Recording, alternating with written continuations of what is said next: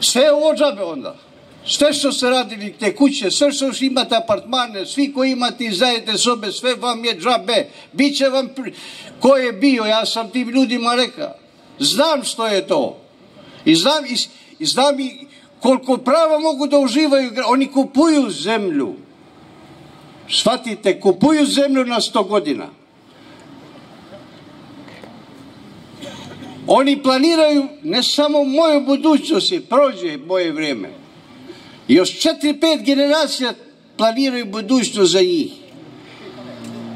I što je najgore i što vređa našu inteligenciju najviše.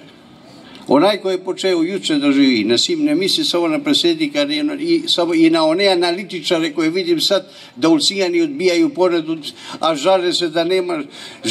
Žalimo se mi da nemamo. Jer od 70 neke do 90 imali smo Montenegro turist.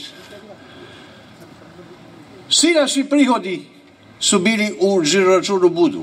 Od 90 neke godine imamo morsko dobro, sve ide put njih, normalno smo se žalili. Normalno jer za 50, 60, 70 miliona eura koliko je prihodovalo morsko dobro u Ulcinj, nije uložilo ni 3-4 miliona. I to polu investicije, nezavršene investicije. Normalno da ćemo se žaliti.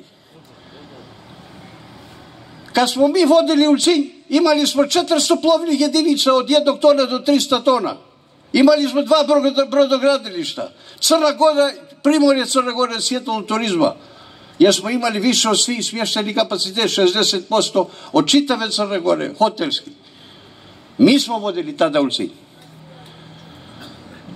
Zato mene vređa kad neko hoće da mi predstavi nešto kao da ja ne znam. Da ne znate vi što vam mi donosimo. Vi nam donosite jad i crnilo, takvi predlozi.